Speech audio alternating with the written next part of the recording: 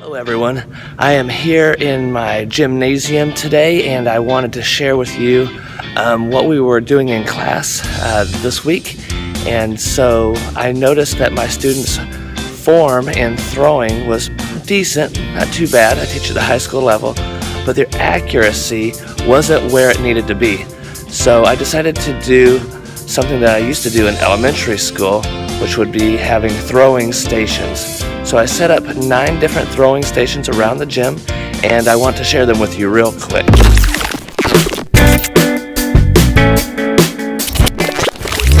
Seven of the stations that we are doing today are overhand throwing stations. As you can see behind me, I have a hoop suspended from the basketball goal. From there, the students have 3 places on the floor in order to throw from. Let me show you those real quick.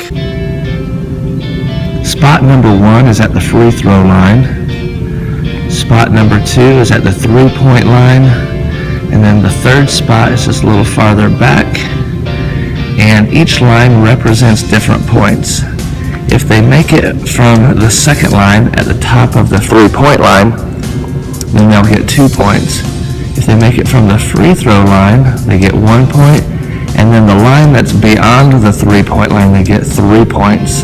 So each level 1, 2, and 3, that's how many points they can earn if they make it through the hoop. Next, I wanted to throw in a little bit of rolling as well to vary things up. So I have 2 bowling stations set up. They have the same lines on the floor, level 1, level 2, and level 3. No matter which line they throw from or roll from, if they knock down pins, they get points. So if they're at the first line and they roll and knock down a pin, then they get 1 point. If they're at the 2nd line, they knock down any number of pins, they get 2 points, and the same for the 3rd line. Then our next overhand station is, I use the Tchoukball Net. And again, we have the 3 levels. What they have to do on this station is if they throw from the first line and it hits the net and it bounces back to them, they have to catch it in order to get the points. If they catch it, they get that 1 point if they're at level 1, 2 points at level 2, and 3 points at level 3. So they have to be able to throw accurately and catch at this station. Next, we'll walk around the gym to this end. This is a simple station. 3 levels, level 1, 2, and 3. They get the same number of points for whatever level they are at. All they have to do is knock down one of the bowling pins.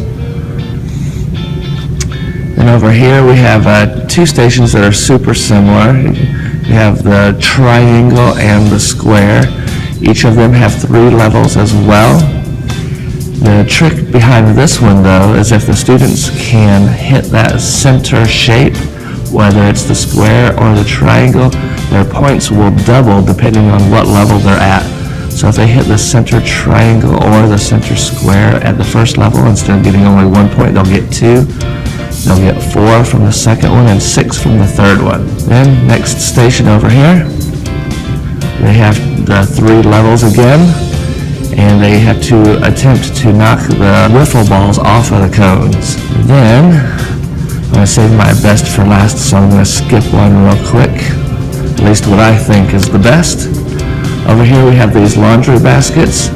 This is an underhand tossing station. Again, they have the 3 lines on the floor for levels 1, 2, and 3, and if their ball goes into the basket, then that's the number of points they get depending on what level they are at. Okay, now back to the last station. I'm going to put this up here at the wall. I was on PE Central the other day looking for some ideas for throwing stations and came across this. This is the old game Duck Hunt. So what happens is you play the video, and as the video is playing, the ducks fly across, and students try to hit the ducks with the ball. Now obviously the ducks don't fall down when you hit them with the ball like it does in the real game, but every time they hit a duck, they get to count it as 2 points. So with this activity, I have students keep a scorecard, kind of like in golf, but instead of low score, they're going for high score. and they're trying to get as many points as they possibly can during each station. And then at the end of the period, then we add up the total score and see who has the most points. It's all just for fun, bragging rights, and just getting better at throwing. See you in the next video.